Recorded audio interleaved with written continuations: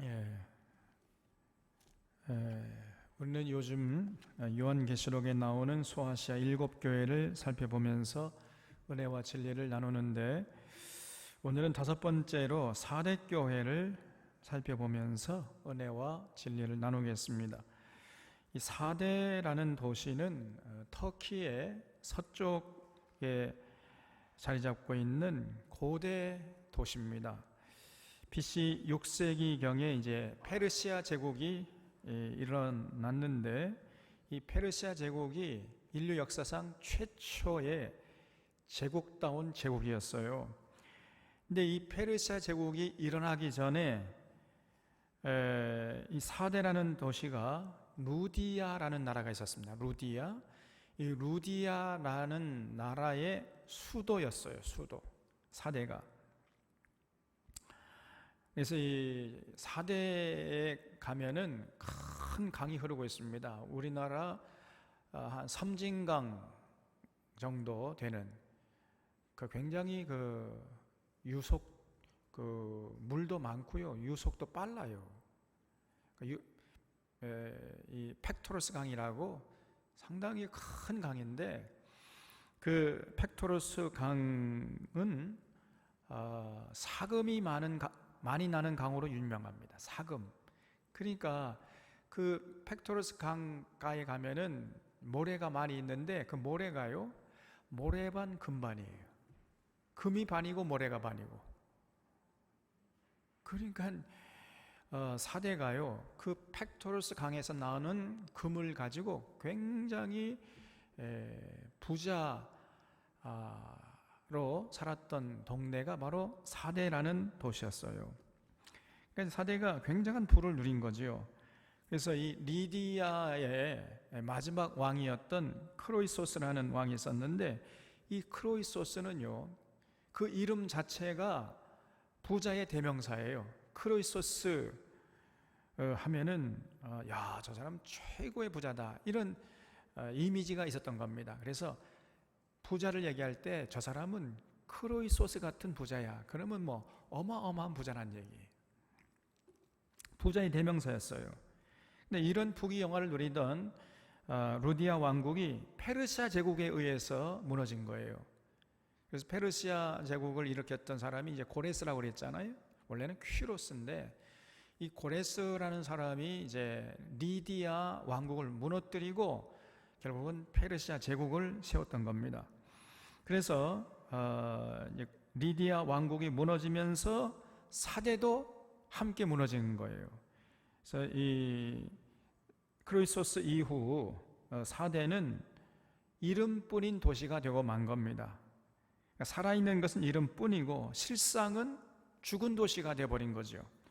과거의 영화만을 기억하고 있을 뿐이지 현실은 이제 망한 도시가 되고 만 겁니다.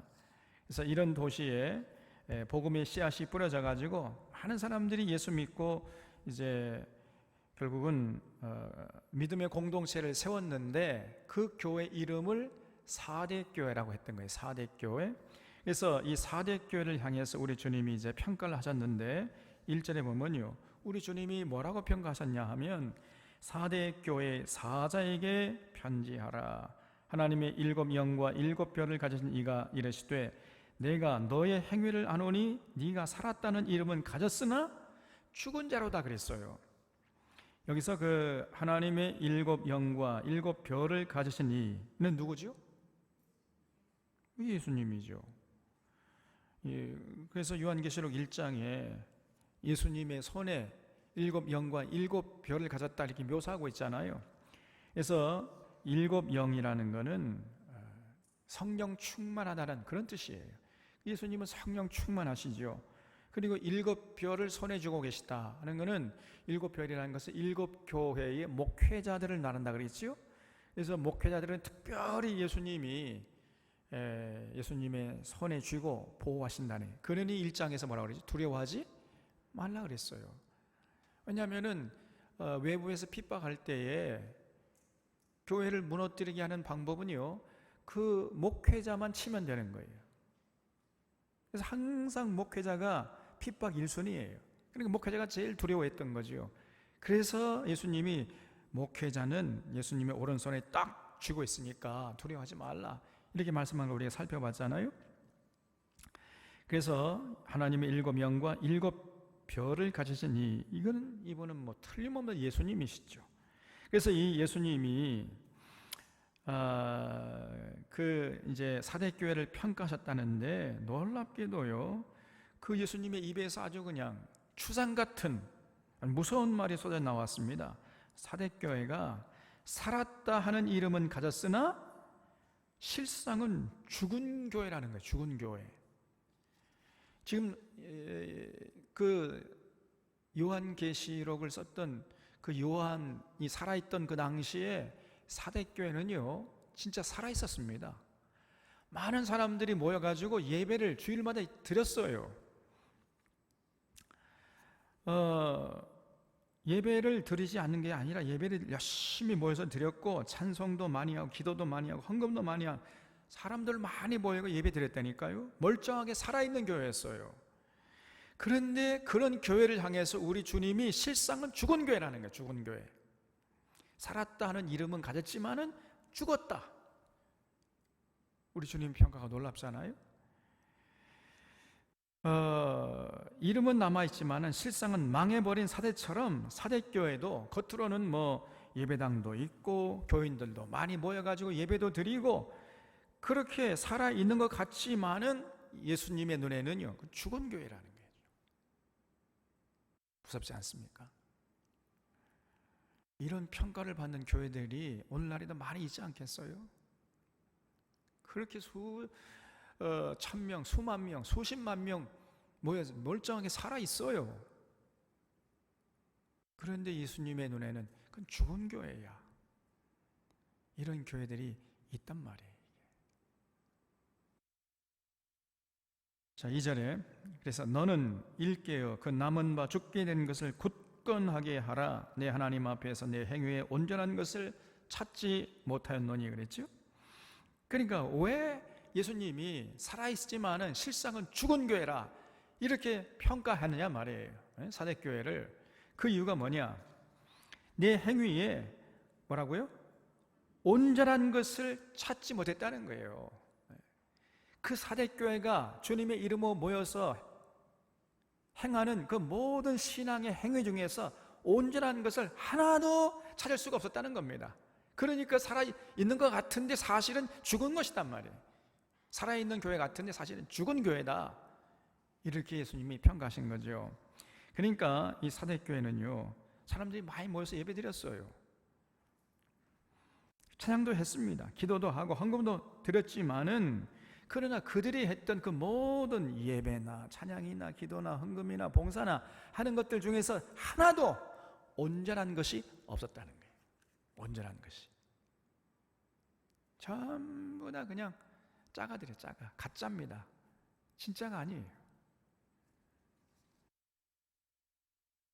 이게 얼마나 무서운 일입니까, 여러분? 자기들 딴에는 최선을 다해서 뭐 예배 드린다고 하고 찬양한다고 하고 기도한다고 하고 뭐 헌금 드린다고 하고 봉사한다고 하는데 그 전부 다 예수님 보실 때는 그 온전한 게 아니에요, 그게. 만약에 우리도 그렇다면 이거 얼마나 큰 낭패입니까? 그러면 우리 예수님은, 우리 하나님은 어떤 예배를 온전한 예배로 보고 어떤 예배를 온전치 못한 예배로 보겠느냐 말이에요. 그게 중요한 게 아닙니까? 그 평가는 예수님, 하나님의 그 성령님의 그 평가 기준이 뭐냐 그 말이에요. 삼위일체 하나님의 평가 기준이. 여기에 대해서 성경의 모든 예언자들이 한결같이 분명하게 얘기하지 않습니까? 여러분, 북이스라엘의 여로보암 2세 때에 아모스 선지자가 이렇게 외쳤잖아요. 내가 너희 절기를 미워하여 멸시하며 너희 성회들을 기뻐하지 않는. 성회라는 것은 열심히 모여서 하나님께 예배드리는 거예요. 제사 드리고 셈을 갖다 바치고, 이거 성회라고 하는데 그 성회들을 하나님은 전혀 기뻐하지 않는다는 거예요. 너희가 내게 번제나 소제를 드릴지라도 내가 받지 아니할 것이요 너희 살찐 희생의 화목제도 내가 돌아보지 아니하리라. 너의 노랫소리를 내 앞에서 그칠지어다. 너의 비파소리도 내가 듣지 아니하리라. 그러니까 이 사람들이, 그 아모스 시대의 이스라엘 백성들이 열심히 예배드렸어요. 열심히 찬양도 많이 했습니다. 비파 소리 가지고 막 정교한 음악을 해가지고 찬양도 많이 하고, 그리고 재물도 많이 갖다 바쳤다고 그랬잖아요. 재물도, 기도도 많이 했어요. 그런데 우리 하나님은 하나도 받지 않겠다는 거예요. 한 개도. 그러면서 하나님의 하시는 말씀이 뭐냐면요, 오직 정의를 물같이 공의를 마르지 않는 강같이 흐르게 할 자여다. 이걸 하나님이 원하신다는 거예요. 이거.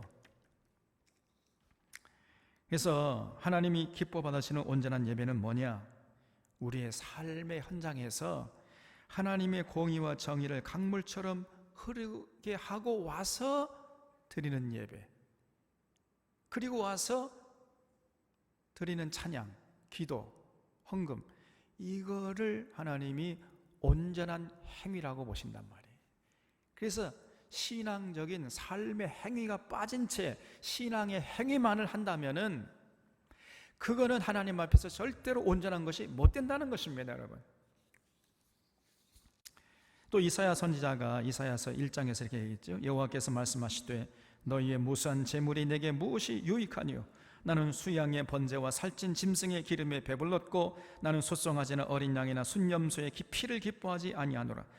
그러니까 당시에 이사야 당시에도 남유다 백성들이 열심히 재물을 갖다 바쳤어요. 열심히 예배드렸습니다. 찬양도 많이 했어요. 그런데 하나님의 평가는 뭐냐? 너희가 내 마당만 밟을 뿐이니라 그랬어요.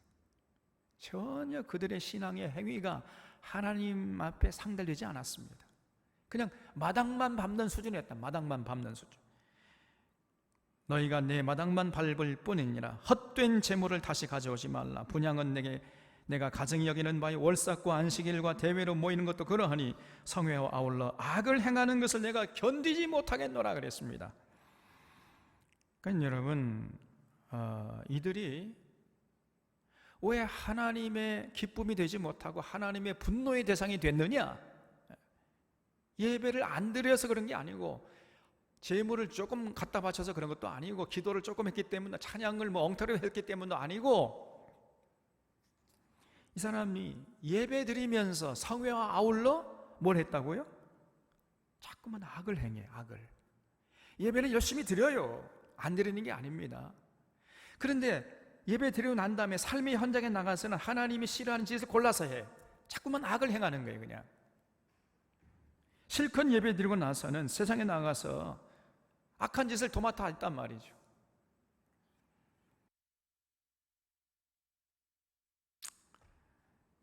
여러분, 아모스서에서 아모스의 말씀과 똑같잖아요.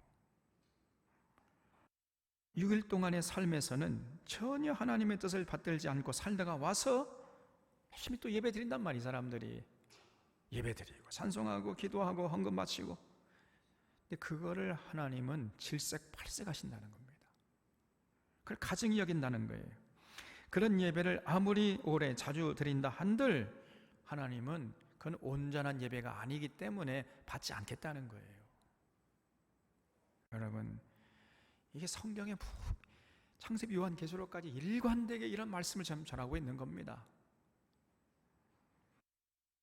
비단 아모스나 이사야뿐 아니라 시대를 초월해서 모든 예언자들이 똑같이 외쳤고, 오늘 예수님도 이 4대 교회를 평가하실 때 그 똑같은 기준으로 평가하신 거예요. 그래서 삶이 뒷받침되지 않는 예배, 삶이 빠진 예배, 이거는 온전한 게 아닙니다. 그런 온전한 것을 하나님께 드린다고 하나님이 기뻐 받으실 분이 아니시란단 말이에요. 사도 바울도 로마서 12장에서 이렇게 말씀했습니다. 그러므로 형제들아, 내가 하나님의 모든 자비하심으로 너희를 권하노니 너희 몸을 하나님이 기뻐하시는 산 제물로 드리라. 이런 너희의 드릴 영적 예배니라 그랬어요. 우리 몸을 먼저 드려야 돼. 몸을 드릴 때 우리 하나님이 우리를 산 제물로 그걸 받아주신단 말이에요.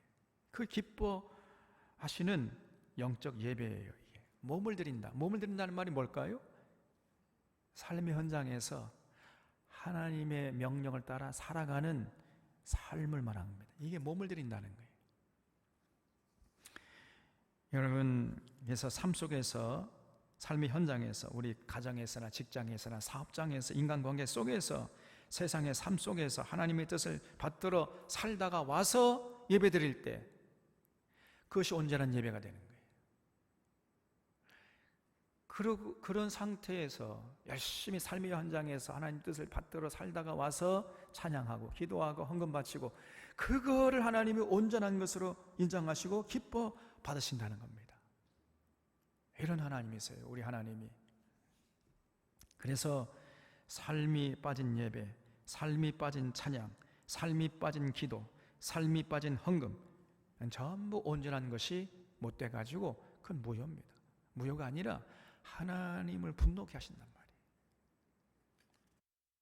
근데 사대교회가 바로 그랬다는 거죠. 사대교회가 그들이 예배를 드리기는 하는데 그들의 삶은 드리지 않았습니다. 삶이 빠져 있었어요.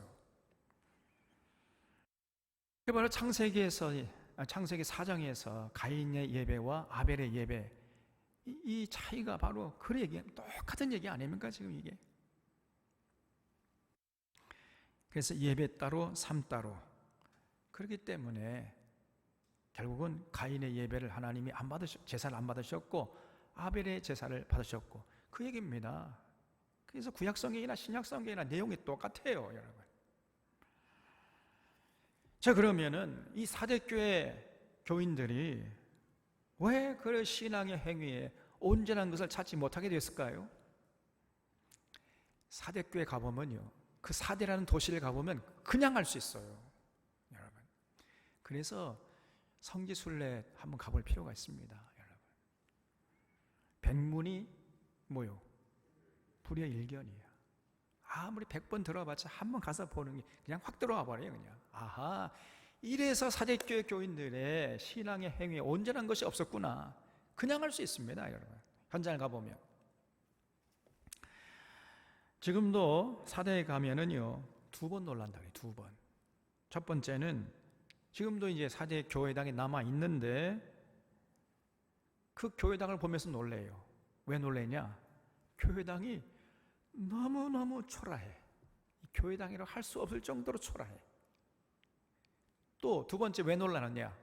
그 옆에 키벨레라는 우상을 섬기는 신전이 있는데 또 그 신전을 보면서 또 놀래요. 왜 놀래느냐? 그 신전은 어마무시하게 또 화려해 또. 그래서 2번 놀란다는 거예요. 사대 사람들이요, 그 팩토로스 강에서 나는 그 금을 가지고 부자했다고 그랬잖아요. 그 많은 돈을 가지고 키벨레 신전을 지었으니 얼마나 그 규모가 컸겠습니까? 전 깜짝 놀랍니다, 여러분. 지금도요, 그 키벨레 신전의 기둥들이 남아 있습니다. 수십 개가 이렇게 서 있어요. 근데 그 기둥 하나가 얼마나 두꺼운지요. 제가 같이 갔던 우리 이제 성지순례 팀원들, 우리 집사님, 권사님들, 제가 이제 사진 찍어 드리겠다 해가지고 그 기둥 위에 이제 뿌리만 남은 기둥이 이제 이렇게 하늘을 찌를 듯이 서 있는 그 기둥도 있고, 그냥 기둥 뿌리만 남아 있는 그런 것도 있어요. 그래서 뿌리만 남아 있는 그 기둥 앞에 가서 서보라 그랬어요. 그랬더니요, 신나가지고 사진 찍어준다니까. 저는 사진 찍어주는 것도 물론 뭐 목적이, 더 큰 목적은 이걸 찍어야 돼. 왜냐? 찍어가지고 나중에 성경 강좌 할 때 보여줘야 돼. 그런 목적으로 이제 그 기둥 위에 올라가 보시라 했더니 무려 몇 명이 올라갈 수 있었느냐? 20명 이상이 올라갈 수 있어요. 20명. 여러분, 기둥 하나가 20명이 올라갈 수 있는 기둥이라니까. 조금 반응이 옵니다, 이제. 그런 기둥들이요, 수십 개가 서 있다니까. 하늘을 찌를 듯이. 그 높이도 조금 과장해 한 100m 정도 될 것 같아. 조금 과장해서. 그게 키벨레 신전의 규모입니다. 그러니까 그걸 오늘 우리 돈으로 환산해서 한번 따져본다면은 그 키벨레 신전을 만약에 오늘 이 시대에 짓는다면요, 한 수천억 원 정도 될 것 같아요. 수천억 원. 그래야 지을 수 있는 신전이에요. 그런 신전을 지어놨어요. 사대 사람들이. 근데 그 옆에 있는 교회당은 코딱지만 해. 제 코딱지. 그러니까요, 지금 이 사대교회 교인들이 그 키벨레 신전의 위용에 마음을 뺏겼던 겁니다. 몸은 교회당에 가서 예배 드리고 있는데 실제로 그들의 마음은 키벨레 신전에 가 있었던 거예요. 얼마나 의리하고 웅장한지 말이죠. 그래서 이 교회당에서 예배 드리고 있으면서 실제로는 마음은, 그 생각은 키벨레 신전에 가 있는 거예요, 그냥. 그래서 기껏 예배에 나와서 예배를 드렸지만은 현실의 삶 속에서는요, 그 키벨레 우상을 섬기고 사는 거예요. 키벨레 우상이라는 게 이 애굽의 사람들이 섬기던 우상이거든요. 그러니까 이 풍요의 신, 결국은 바알 신하고 매개상통하는 겁니다. 그냥 무분별하게 물질을 추구하고 세상 부경화 추구하고 쾌락을 탐하고 하나님의 뜻을 배반하면서 이렇게 이 사람들이 살아갔던 거예요. 그러면서 그렇게 살다가 또 이제 주일이 되면은 교회당에 와서 또 예배드렸단 말이에요. 그러니까 한 발은 교회에, 한 발은 화려한 세상에 이렇게 마음을 뺏기면서 살았던 거예요. 그러니까 예수님이 그들의 신앙의 행위에서 온전한 것을 찾을 수가 없다. 그래서 사실은 사대교회가 살아있는 것 같지만 실상은 죽은 교회다, 이렇게 평가했던 것입니다.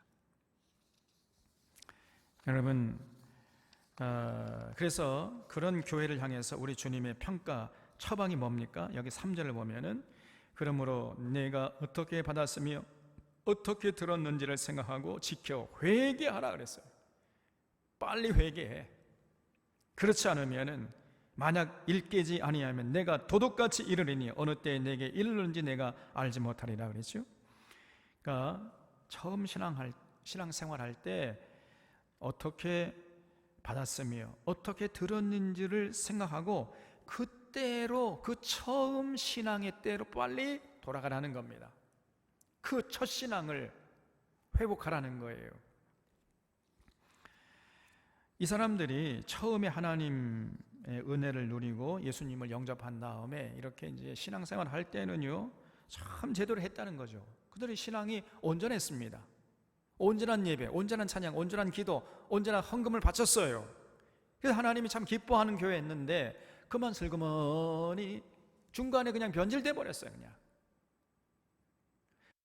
오늘 아침 봤던 이 고린도 교회처럼 완전히 그 교회에 괴악한 누룩이 들어가가지고요, 그 누룩이 삽시간에 번져가지고 그만 교회가 첫신앙을 잃어버리고 첫사랑을 잃어버리고 그만 변질되고 다 병들고 썩어버린 거예요.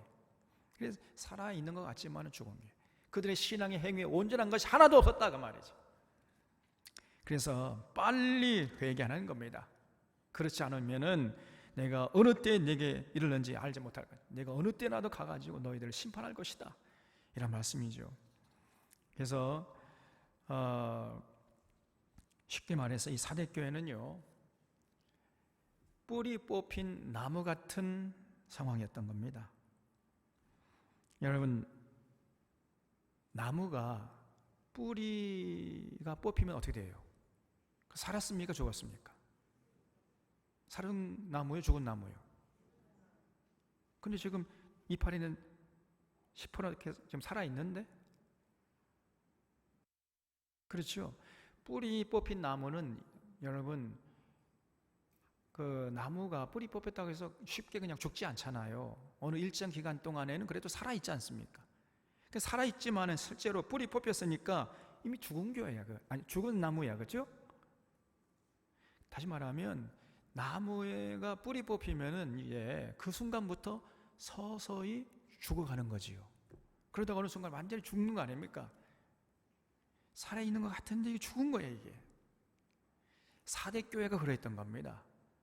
그 뿌리가 뽑혀버렸어요. 뿌리가 잘려버렸습니다. 그래서 지금 사대교회가 다시 살아날 수 있는 비결은 뭐냐? 그 잘린 뿌리 뿌리로 다시 돌아가는 거예요. 그 뿌리를 다시 땅에 굳게 내려가지고 그 뿌리 위에 교회가 세워지는 것이었습니다. 무슨 말이죠? 다시 예수 그리스도께 돌아가야 돼.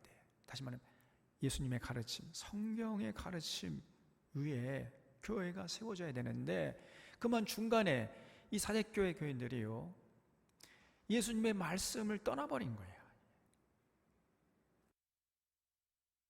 그래서 그저 잘 먹고 잘 산다 그러면 거기에 그냥 아멘 할렐루야 하고 따라가 버리고, 그래서 신앙의 뿌리가 뽑혀버렸어요. 그냥 신앙의 뿌리는 예수 그리스도, 그 예수님의 가르침, 이걸 좀 더 넓히면은 성경 말씀에 뿌리를 대야 되는데, 교회가 성경의 뿌리에서 뽑혀버렸단 말이죠. 그래서 여러분, 이런 현상은 오늘 이 시대에도 똑같이 반복되고 있단 말이에요. 이 교회를 보면 알 수 있습니다. 교회는 그 뿌리를 어디에 대고 있어야 돼요? 반드시 성경 말씀에 뿌리를 대고 있어요. 성경에. 그 교회가 성경의 진리의 터요, 진리의 기둥 아닙니까? 교회는 반드시 신앙의 모든 행위의 기준이 성경 말씀에서 나와야 돼요. 그렇잖아요? 성경이 가라 하면 가고 서라 하면 서고, 성경이 가르치는 데까지 가서 거기서 멈춰야 돼. 자기 멋대로 자기가 하고 싶은 대로 해서는 그런 교회가 뿌리 뽑힌 교회가 되고 마는 거 아닙니까? 그래서 빨리 예수님에게 돌아가서 예수님에게 뿌리를 내리라, 이런 얘기였던 거지요. 그게 바로 회개하는 것이었어요. 여러분, 오늘 말씀 1절에 다시 돌아가 보면은 우리 주님께서 사대교회에 나타나셔서 자신을 이렇게 소개했잖아요. 사대교회 사자에게 편지하라. 하나님이 7 영과 7 별을 가지신 이가 이르실 때 그랬잖아요. 그러니까 이 예수님의 모습은 사대교회의 참 적절한 모습이었습니다. 우리 주님이 사대교회에는 하나님이 7 영과 7 별을 가지신 분으로 나타나셨다는 거예요. 그래서 7 영이라는 것은 성령 충만한다는 얘기고, 7 별이라는 것은 아까 말씀 목회자들 말한다고 그랬잖아요. 그래서 성령님과 목회자 아주 밀접한 연관이 있습니다, 여러분. 목회자는요 반드시 성령 충만해야 돼. 그래야 성도들도 성령 충만하고 교회가 성령 충만하지 않겠습니까? 그렇지 않으면 교회는 시들어버려요. 자, 그렇다면은 성령 충만하다는 게 뭐냐 도대체? 여기서 많은 교인들이 오해를 합니다. 오늘 한국 교회가 성령 충만하다는 것이 그냥 막 뜨겁게 찬양하고 주여 삼창하고 방언기도 하는 게 성령 충만한 줄 알아요. 이것처럼 큰 착각이 없습니다, 여러분. 그건 성령 충만한 게 아니라고 그랬지요. 성령 충만한 게 아니고 그건 악령 충만한 거예요. 그거는. 여러분, 성령께서 하시는 일이 뭡니까? 우리가 신약 성경을 통해서 계속 확인했잖아요. 예수님께서 요한복음 14장에서 이렇게 말씀했습니다. 내가 아버지께 구하겠으니 그가 또 다른 보혜사를 너희에게 주사 영원토록 너희와 함께 있게 하시리니 이는 진리의 영이라 그랬어요. 예수님이 성령님을 뭐라고 소개했냐면 또 다른 보혜사, 내가 가면 또 다른 보혜사를 보내주겠다. 근데 이 보혜사라고 그래요. 성령님을 보혜사라고 그랬어요. 보혜사가 뭐냐? 이걸 영어로 하면 헬퍼라고 그랬죠. 헬퍼, 카운슬러, 돕는 자예요. 뭘 돕는 자냐? 예수님의 말씀을 깨닫게 하고 예수님의 말씀을 따라서 진리로 무장해서 진리 따라 살아갈 수 있도록 도와주는 그러한 역할을 하는 분이 성령님이라는 거예요. 그래서 예수님은 보혜사 성령님이요 그러므로 진리의 영이시다, 이렇게 예수님이 소개했어요. 그래서 여러분, 성령 충만하다는 것은 방언기도 하고 그냥 그것이 성령 충만한 게 아니고, 진짜 성령 충만한 사람 성경을 돌아가요. 성경을 사랑하고 성경의 진리를 사모하고 성경의 진리를 제대로 깨달을 때까지 몸부림치고 발버둥 치면서 성경의 진리를 알아보려고 하는, 이것이 진짜 성령 충만한 것으로 믿으시기 바랍니다, 여러분. 또 요한복음 14장 26절에서 예수님께서 뭐라고 말씀했냐면요, 보혜사 곧 아버지께서 내 이름으로 보내실 성령, 그가 너에게 모든 것을 가르치고 내가 너에게 말한 모든 것을 생각나게 하리라 그랬어요. 성령님이 임하시면은 그 성령님이 임한 그 사람은 예수님을 사랑하고 예수님을 주목하고 예수님이 가르친 진리의 말씀을 생각해서 그 가르침에 따라서 살려고 애쓴다는 거예요. 왜냐? 성령님이 그렇게 해주시니까. 성령님이 예수님 말씀을 생각나게 하고 예수님 말씀을 들을 때 깨닫게 하고 진리로 무장하게 해서 진리 따라 살아가도록 자꾸만 자극하고 격려하기 때문에 그런 삶으로 살아갈 수밖에 없게 된다는 거예요. 이것이 성령님의 본질적인 사역입니다. 절대로요, 성령님이, 여러분 지금 한국에 하는 거 보세요. 주여 3차 그냥 갑자기 그냥 라라라, 자기가 무슨 기도하는지도 몰라. 자기도 모르고 남도 모르고 이웃도 모르고 아무도 몰라. 그런 말을 막 1시간, 2시간, 3시간씩 그러면서 성령 충만하대. 절대로 아닙니다. 100% 아니에요. 성령 충만한 성령님은요, 진리의 영이시잖아요. 진리의 영이시기 때문에 성령이 임하시면은 우리의 이성이 아주 냉철하게 작동하기 시작하는 거예요. 참과 거짓을 잘 분별할 수 있도록 이성이 작동하기 시작합니다. 무엇이 참이고 무엇이 거짓인가를 잘 분별해요. 그리고 성경 말씀을 정확하게 깨달을 수 있도록 이 성이 아주 활발하게 작동하게 되는 겁니다. 그리고 이 가슴은 뜨거워져요. 진리를 막 사모하는 열정으로 뜨거워집니다. 그게 진짜 성령이 임한 증거예요. 근데 지금 성령이 임했다고 하는 그런 성령 집회한다고 하는 데 가보면요, 정반대 현상이 일어나는 거예요. 이성은 그냥 어디로 가버려요. 이게 참인지 거짓인지 똥인지 된장인지 구별도 못하고 그냥 앉아있어요. 그리고 가슴은요, 냉혈한이 되어버립니다. 냉혈한. 진리에 대해서 아무런 감각도 없고 관심도 없고, 또 하나님 사랑하고 이웃 사랑하고 더불어 살려는데 전혀 관심이 없어요. 정반대 현상이 일어나고 있는 겁니다. 그래서 여러분, 딱 보면 알 수 있어야 돼요. 또 요한복음 16장에서 예수님께서 말씀하시기를 그러나 진리의 성령이 오시면 그가 너희를 모든 진리 가운데로 인도하시리니 그가 스스로 말하지 않고 오직 들은 것을 말하며 장래 일을 너에게 알리시리라 그랬어요.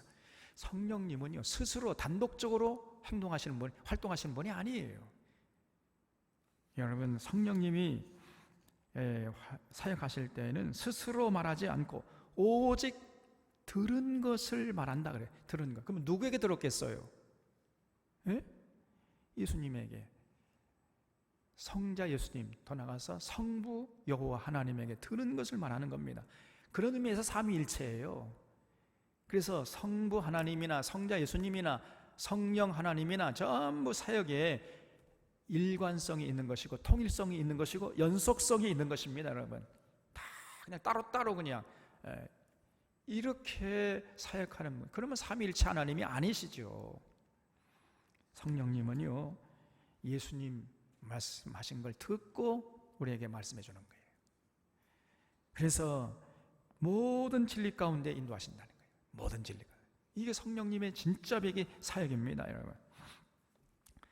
부분적인 진리가 아니고 모든 진리, 성경 창세기부터 요한계시록까지 그 모든 성경의 진리를 우리에게 깨닫게 하고 생각나게 하고 그 진리로 무장하게 진리 따라 살아가도록 우리를 자극하고 우리를 감동시키는 분, 그분이 바로 성령님이고 그 사역이 진짜 성령님의 사역이란 말이에요.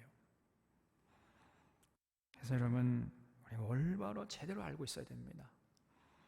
그래서 성령님의 사역은 우리를 신비주의 신앙으로 이끌어가는 것이 절대로 아닙니다. 거기 절대 여러분, 우리 사랑하는 샤론의 교우들은 휘둘리지 않기를 진심으로 주님의 이름으로 부탁드립니다. 그를 절대 용납하면 안 돼. 진짜 성령님의 사역, 성경을 사랑하게 하고 성경을 통해서 하나님을 인격적으로 만나는 일에 힘쓰게 하시고 성경을 통해서 깨달은 진리 따라 살도록 우리를 도와주세요. 이것이 진짜 백이 성령님의 사역입니다. 그렇기 때문에 성령 충만한 사람은 세상이 아무리 어지럽고 혼탁하다 할지라도, 어둠이 짙게 깔린 그런 시대라 할지라도 절대로 세상 흐름에 휘둘리지 않는 거예요. 딱 부러지게 하나님의 은혜와 진리 가운데 서서 아주 세상 한복판에 나가서 마치 물결을 거슬러 올라가는 고기처럼 그 세상의 흐름을 거슬르면서, 세상의 흐름에 휘둘리면서 살아가는 게 아니고 세상의 흐름을 거슬러서 살아가는 거예요. 이게 진짜 성령 충만한 자의 모습인 것입니다. 그래서 이스라엘 역사 속에서도요, 사사시대나 왕정시대 같은 영적 어둠이 짙게 깔려가지고 도저히 소망이 없어 보이는 이런 시대에서도 성령 충만한 사람들은 정말 그렇게 살았어요. 그렇게 많지는 않지만은, 소수였지만은, 그런 소수의 성령 충만한 사람들은 진짜로 은혜와 진리 가운데 휘둘리지 않고 살았던 것입니다. 심지어 여러분, 우리 중세 때도 오면은 정말 중세는 그야말로 교회가 타락할 대로 타락한 교회 아닙니까? 중세 교회, 그러면 그거는 벌써 완전히 병들고 썩은 타락한 교회 그 상징 아니에요? 근데 그러한 타락한 교회에서도 소수의 성령 충만한 자들이 있었다는 거예요. 그런 사람들이 종교 개혁을 이뤄냈던 겁니다. 마틴 루터나 칼빈이나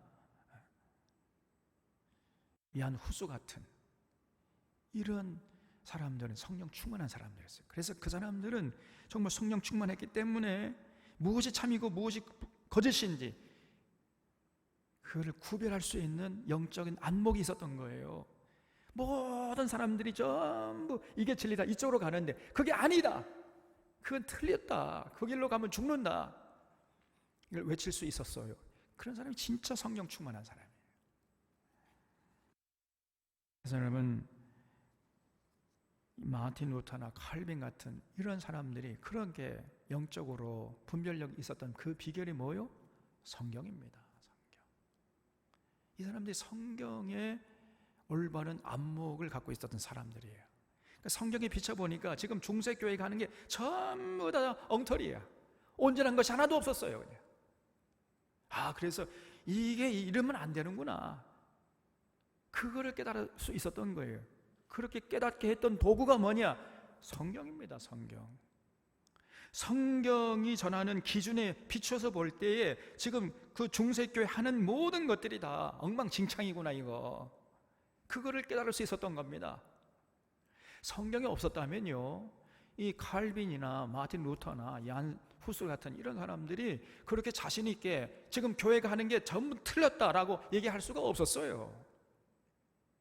성경이 기준이 되어가지고 극명하게 진리를 드러내 주니까 그 기준에 비춰서 현재 그 자기들의 교회를 비춰보니까 온전치 못한 것이 드러날 수 있었던 겁니다. 여러분, 성경이에요. 성경. 성경으로 돌아가야 됩니다. 오늘날도 전부 마찬가지. 우리가 예수 믿는다는 게 뭡니까? 우리의 삶과 신앙을 성경이 전해주는 진리의 뿌리에 되겠다는 결단인 줄로 믿습니다. 이게 진짜 예수 믿겠다는 거예요. 이게 예수 믿겠다고 하면서 전혀 성경에 가르치는 진리에 관심도 없고 그냥 자기의 어떤 신앙적인 어떤 그 영적인 욕구나 갈망에 의해서 신앙생활하는 사람이 있어요. 종교적인 공허한 어떤 열심이 있습니다. 그거는 예수 믿는 게 아니에요. 이 사람은 자기 취미생활 하는 거지 실제로 예수 믿는 사람이 아닙니다. 이 사람은 교회 마당만 밟는 사람이에요. 제가 늘 얘기하잖아요. 그 사람 절대로 구원받을 수가 없는 것이고 천국 갈 수 없습니다. 그러니까 신앙생활 헛하는 것이요. 왜냐하면 그들의 신앙에 온전한 것이 없기 때문에. 그래서 여러분, 우리가 신앙생활 할 때, 우리가 삶을 살아갈 때, 우리 생각대로, 우리가 하고 싶은 대로, 제 속에는 옳은 대로, 우리 선조들이 가르쳤던 전통이나 습관대로 이렇게 신앙생활하면 안 됩니다. 어떤 것이라 할지라도 전부 다 성경의 기준에 비춰서 검증을 해봐야 돼. 그래서 그것이 성경 기준에 비춰서 옳지 않다고 합니다.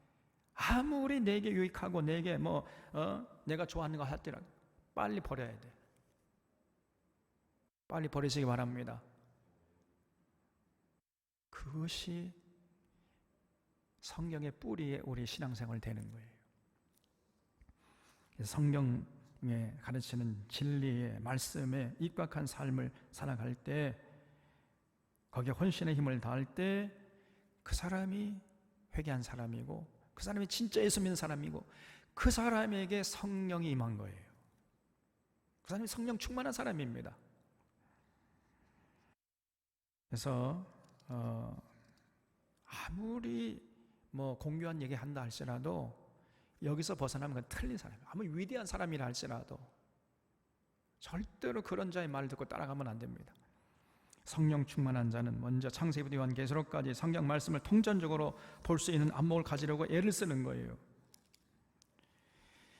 그리고 그 성경이 가르치는 진리 따라서 자신의 모든 신앙의 행위를 검증하고, 그리고 삶의 현장에 나가서도 그 성경의 진리 따라서 살아가려고 몸부림치고 발버둥치는 거예요. 이런 사람이 성령 충만한 사람이고, 그렇게 살다가 와서 드리는 그 예배를 하나님이 기뻐 받으시고요. 왜냐하면 그 예배는 온전한 예배니까. 그리고 그런 찬양이 온전한 찬양이고, 그런 기도가 온전한 기도고, 그런 헌금이 온전한 헌금이에요. 그래서 그런 것들을 하나님이 기뻐 받으시는 하나님이십니다, 여러분. 그래서 우리 샤론교회가 바로 그 일을 하려고 하는 거예요. 열심히 성경 강조해가지고 성경 창세기 요한계시록까지 통전적으로 이해하려고 하고, 통전적인 안목을 가지고 하나님을 인격적으로 만나고 그 하나님의 뜻을 따라서 성경의 진리로 무장해서 삶의 현장에 살다가 와서 예배드리자. 그리고 와서 찬양하고, 그리고 와서 기도하고 헌금 드리자. 그래서 우리의 신앙 행위에 온전한 것이 있게 하자. 이거를 위해서 우리 교회가 세워준 줄로 믿습니다, 여러분. 그 일을 하잖아요, 그 일을. 아주 단순한 겁니다. 그래서 일단 우리 교회 오면은요, 빨리 성경 강좌에 참여해야 돼. 성경 강좌에 참여하지 않으면은 사실은 우리 교회나 다른 교회나 다를 게 없잖아요. 빠른 시간 내에 성경 강좌를 해서 창세기 요한계시록까지 개인이 단독적으로 성경 전체를 볼 수 있는 안목을 내가 가졌다, 자랑스럽게 말할 수 있게 돼야 된다, 그 말이에요. 적어도 한 3년이나 4년 안에 그렇게 돼야 됩니다. 그래야 우리 들고 부른 샤론교회를 세우신 하나님의 목적에 부응하는 교회가 될 줄로 믿습니다. 만약에 그런 일을 게을려 하면요, 우리 교회도 그냥 사대교회 꼴이 되고 말아요. 내가 너희들 열심히 예배드리고 열심히 찬양하고 기도하고 헌금 바치는데 너희의 행위에 온전한 것을 찾지 못하겠노라. 무섭지 않습니까, 여러분? 사대교회 꼴이 되고 말아요. 그래서 여러분, 우리 샤론의 교우들에게 부탁드립니다. 우리 샤론의 교우들은 정말 성경을 통전적으로 볼 수 있는 안목을 키우는데 여기에 제일 먼저 우선순위를 두고 혼신의 힘을 다해 주시기를 부탁드립니다, 여러분. 그래서 성경 강좌에 참여하세요. 아무리 시간이 없더라도 성경 강좌에 참여하세요. 금요일 날 그 1시간 하잖아요. 여러분이 요구가 있으면 제가요, 월요일도 할 수 있고 화요일도 할 수 있고 수요일도 할 수 있어요. 그냥 제가 지금 요즘 남는 게 시간밖에 없다니까. 얼마든지 할 수 있어요. 오전에도 할 수 있고 오후에도 할 수 있고 저녁에도 할 수 있고 새벽에도 할 수 있고 줌으로 하니까 뭐 쉽지 않아요. 집에서 하는데 뭐 1시간밖에 안 하는데. 근데 하려고 하는 사람이 많지 않으니까 제가 못하는 거예요, 지금. 그래서 성경 강좌에 참여하십시오, 여러분. 시간이 없으면 시간을 내세요. 그리고 성경 강좌 참여한 다음에 빠른 시간 내에 성경 전체를 꿰뚫어 볼 수 있는 안목을 가지고 스스로 이제 혼자 단독적으로 하나님 앞에 서서 성경을 읽고 묵상하고, 그러면서 이제 성경의 진리를 깨닫는 이런 또 후속 작업이 필요해요. 성경 강좌에 참여했다가 다 끝나는 게 아닙니다. 그건 시작이에요, 시작. 이제 개인적으로 창세기 요한계시록까지 쭉 읽어가면서 깊이 묵상하면서 하나님을 인격적으로 만나야 돼. 그런 교인들이 많은 교회는요, 절대로 무너지지 않을 줄로 믿습니다. 우리 주님 다시 오실 때까지. 그러면 그런 교회를 세운 여러분과 저는 하나님 앞에 갔을 때 우리의 공적이 불로 시험 받을 때 그 공적이 탈까요? 남아있을까요? 남아있게 되겠죠? 그럼 어떻게 됩니까? 우리가 참 잘했다, 착하고 충성된 종아, 내가 작은 일에 충성했으니 내 주인의 즐거움에 참여할지어다 하고 천국을 유업으로 받아 누릴 줄로 믿습니다. 그래서 사대교회에게 지금 예수님께서 그런 얘기를 똑같이 하셨어요.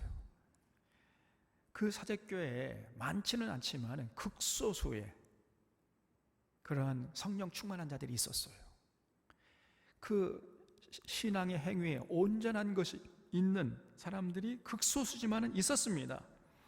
그 사람들 향해서 주님께서 뭐라고 말씀했냐면 4절에 그러나 사대에 그 옷을 더럽히지 아니한 자 몇 명이 내게 있어. 그게 몇 명이에요, 몇 명. 많지 않습니다.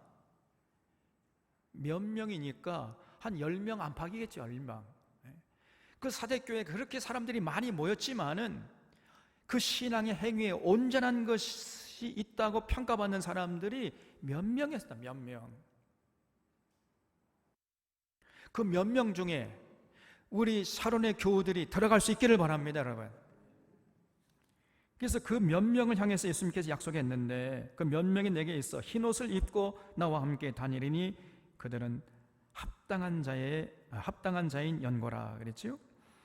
그래서 이 사람들은 옷을 더럽히지 않았다는 거예요. 옷을, 다시 말하면 키벨레 신전 제사에 가담하지 않고 그 키벨레 신전 그 우상의 가르침에 여러분 가담하지 않고 아주 순수하고 순전하게 예수님의 가르침을 따라서 살아갔던 이런 사람들이 있었다는 거예요. 사대교회가 변질되고 타락했지만은 살아서나 죽은 교회 같았지만은 그러나 그 와중에도 신앙을 지켜낸 이런 일단의 극소수의 사람들이 있었다는 겁니다, 여러분. 근데 그런 자들에게 우리 주님께서 약속했는데 5절에 이기는 자는 이와 같이 흰옷을 입을 것이요 내가 그 이름을 생명책에서 결코 지우지 아니하고 그 이름을 내 아버지 앞과 그의 천사들 앞에서 시인하리라 그랬어요. 참 놀라운 약속이죠. 첫째는 세 가지 약속을 했는데 첫째는요, 흰옷을 입을 것이다 그랬죠. 그래서 성경에서 흰옷이라는 것은 이거는 신앙생활을 제대로 했다는 그런 표현이에요. 흰옷을 입었다. 다시 말하면 그 삶과 신앙의 연속성이 있고 예배드리는 것이나 찬양하는 것이나 기도하는 것이나 헌금 바치는 것이나 그 신앙의 행위가 온전했다는 이것을 이제 흰옷 입은 사람들이다 이렇게 표현합니다. 다시 말하면 삶이 뒷받침되는 예배를 드린 사람들이에요. 이 사람들이. 네, 그런 사람들로 이제 인정을 받게 될 것이다. 그렇게 약속했어요. 그리고 둘째는 그 이름을 생명책에서 결코 지우지 아니하리라 그랬죠. 여러분 하나님 보호자 앞에 우리가 이제 나갈 텐데 그 하나님 보호자 앞에는요 생명책이 놓여져 있습니다. 생명책. 그 생명책에 기록된 자가 천국을 유업으로 받는 거지요. 그러니까 생명책에 기록된 자들이 복된 자들이죠. 그래서 우리는 반드시 그 생명책에 기록되어야 할 줄로 믿습니다. 그 생명책에 기록되지 않으면 이 땅에서 아무리 뭐 큰 공적을 남기고 업적을 남기고 잘 먹고 잘 살고 출세하고 했다 할지라도 그런 삶은 망치는 삶이에요. 엉터리 삶이에요. 실패한 인생입니다. 그거는. 그래서 우리는 반드시 생명책에 기록되어야 됩니다. 그래서 생명책에 기록된 사람은 비록 이 땅에서는 뭐 별로 누리는 것이 없다 할지라도, 별로 사람들이 알아주지도 않고 뭐 출세하지도 못하고 많은 물질과 부귀가 누리지 못했다 할지라도, 그런 사람은 진실로 복된 사람이고 성공한 인생인 줄로 믿으시기 바랍니다. 그래서 우리가 반드시 예수님 그 하나님 보좌 앞에 놓여 있는 그 생명책에 이름이 기록되어 있어야 돼요. 근데 삶과 신앙이 일치된 사람은 예수님이 그 하나님 보좌 앞에 있는 생명책에 기록될 것이다, 이렇게 약속했습니다. 우리 사랑하는 사론의 교우들이 다 생명책에 기록된 자들이 되시기를 바랍니다. 또 셋째는 그 이름을 내 아버지 앞과 천사들 앞에서 시인하리라 그랬지요. 여러분, 우리 주님이 그 성부 여호와 하나님, 그리고 수많은 천군 천사가 도열해 있는 그 앞에서 우리의 이름을 불러주겠다는 거예요. 우리 주님께서. 얼마나 영광스럽겠습니까? 우주 만물을 창조하신 그 여호와 하나님 보좌 앞에서, 그 보좌 앞에 하나님 앉아 계시고 그 주변에 수많은 셀 수 없는 천군 천사가 도열해 있는데 그 앞에서 예수님께서 어민영아, 내가 내 이름을 안다, 불러주시겠다는 거예요.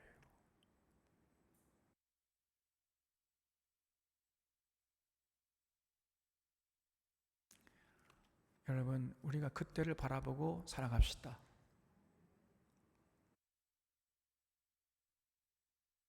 그런 영광스러운 시간을 바라보고 살아가는 자들을 우리가 예수 믿는 자라고 하는 거예요. 예수 믿는 자.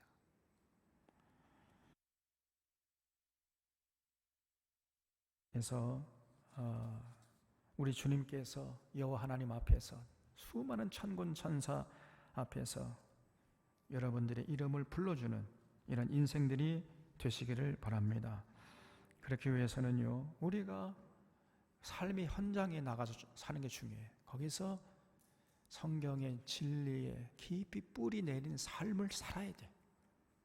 그러다가 와서 예배드리고 기도하고 찬양하고 헌금드리고, 그래서 삶과 신앙과 삶이 일치된 그런 삶을 살아갈 때 이런 복을 누리는 자들로 하나님 앞에 굳게 서게 될 것입니다. 그런 정말 성공적인 인생, 복된 인생이 다 되시기를 바랍니다. 하겠습니다.